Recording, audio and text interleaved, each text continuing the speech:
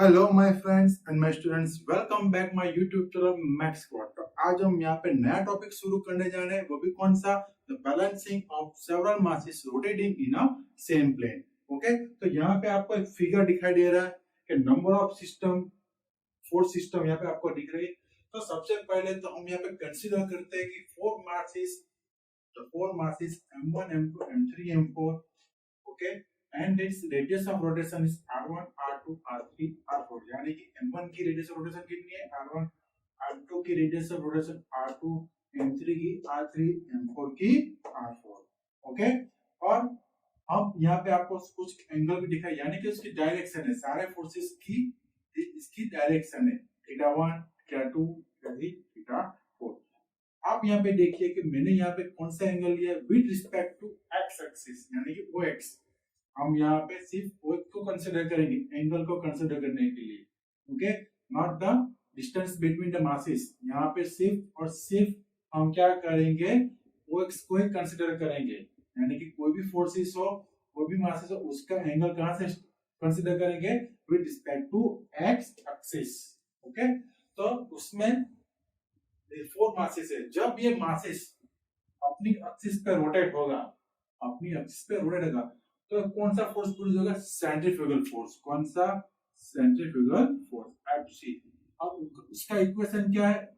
M R into omega square. यानी कि ये क्या है? Angular velocity.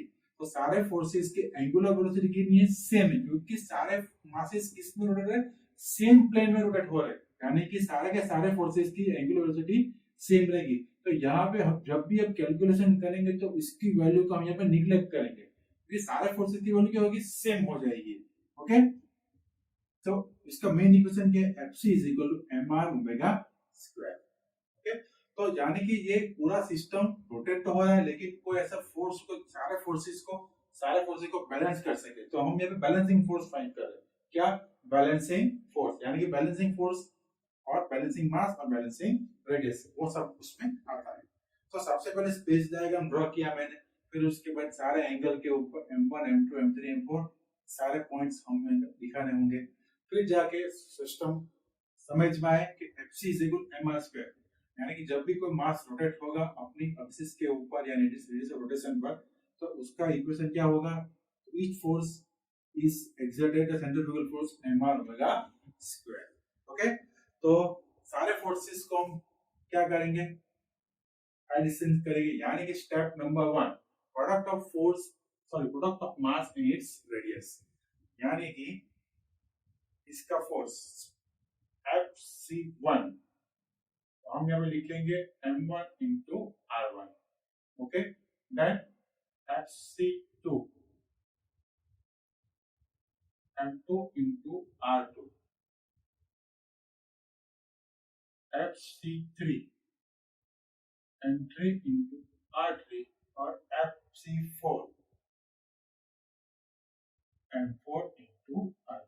तो सबसे पहले स्टेप में हम क्या करेंगे? इन दोनों का मल्टीप्लिकेशन करेंगे। अगेन मैं यहाँ पे करता हूँ, यहाँ पे m1 r1 ओमेगा स्क्वायर हो सकता था, लेकिन यहाँ पे क्या है कि चार masses have the same angular velocity, यानी कि पूरा जो मास रोटेट हो रहा है वो एंगुलर वेलोसिटी सेम है, सबके कांस्टेंट एंगुलर वेलोसिटी है, तो उसको हम यहाँ पे कंसीडर नहीं करेंगे। Okay, then next step is the result of all the forces in X Y direction, यानी कि सारे फोर्सेस को हम क्या करेंगे? एक्स एंड वाई डायरेक्शन में।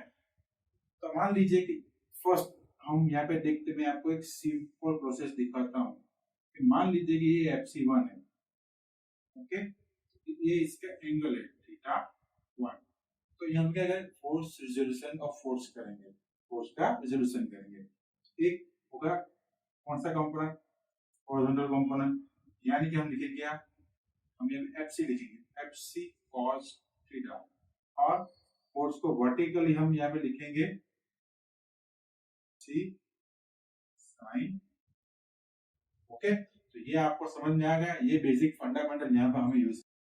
ओके, तो resolve the forces in x and y direction, so sigma FCH।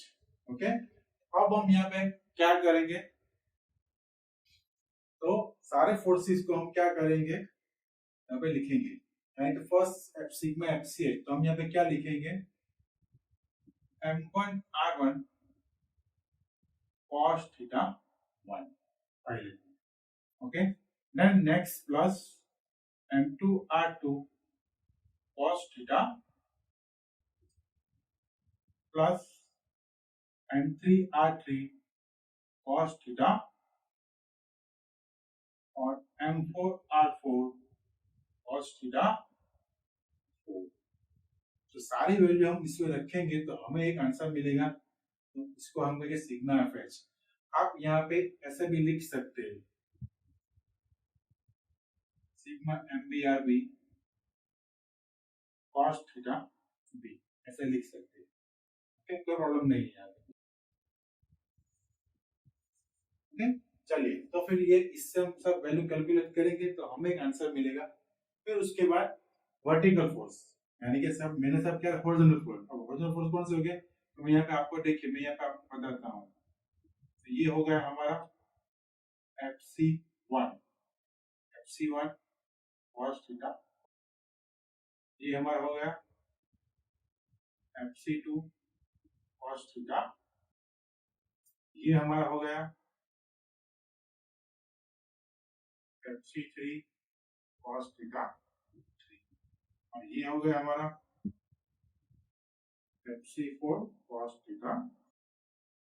Minus value वो सब कैलकुलेशन करेंगे तो सब हम उसमें आएगा। यहाँ पे हम क्या करेंगे, sum of horizontal component, sum of horizontal component of the centrifugal force, इसको हम करेंगे। बाद में यहाँ पे माइनस प्लस और माइनस एग्जांपल में हम देखेंगे। चलिए, फिर अब वर्टिकल, यानी कि सारे फोर्सेस के वर्टिकल, यहाँ पे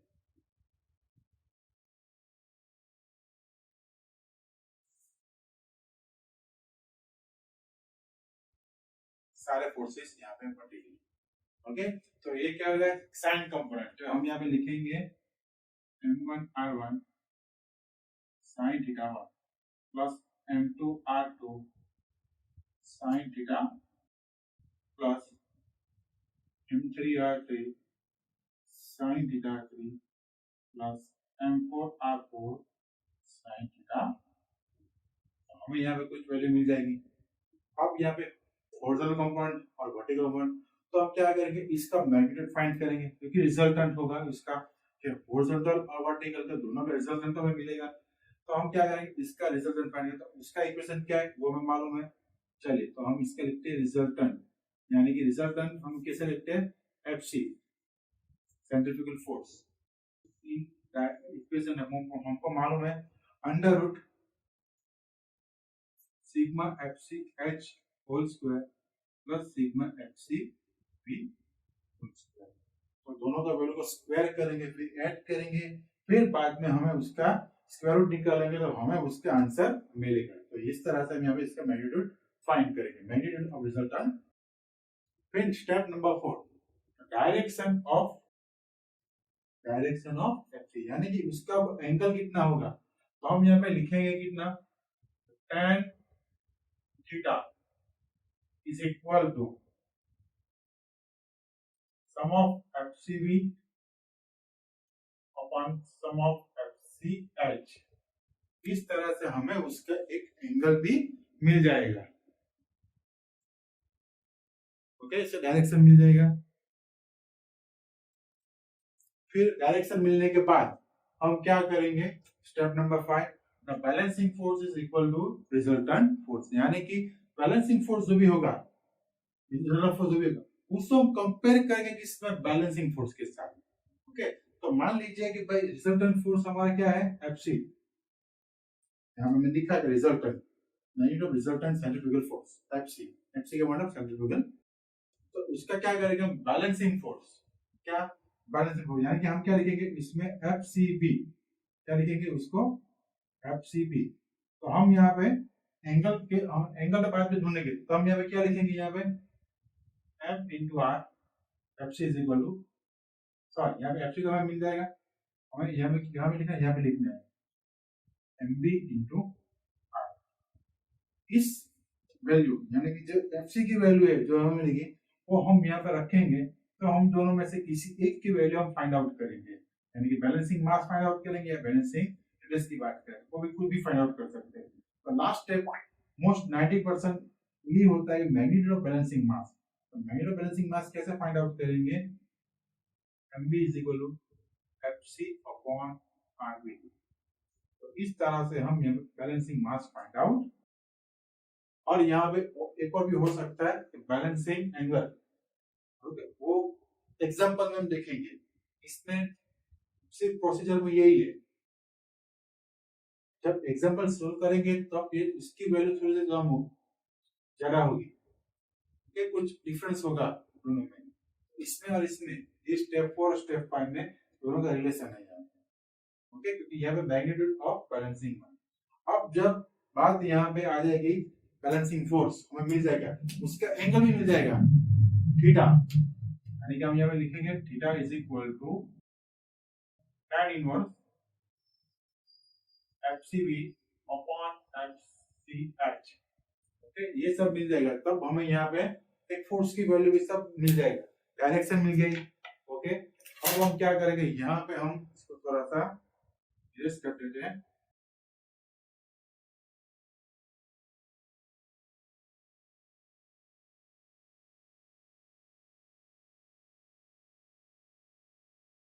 और यहाँ पे हम एक लाइन ड्रॉ करेंगे, जिससे कि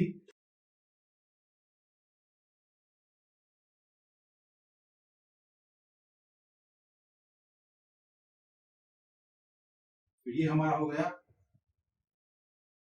FC। क्या हो गया हमारा FC, सेंट्रीफ्यूगल फोर्स। और रिजल्टेंट फोर्स, तो उसको बैलेंसिंग मास।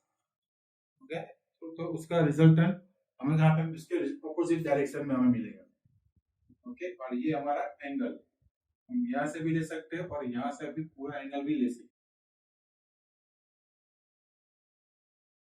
ठीक है, तो इसके ऑपोजिट डायरेक्शन में क्या मिलेगा, उसका रिजल्टेंट।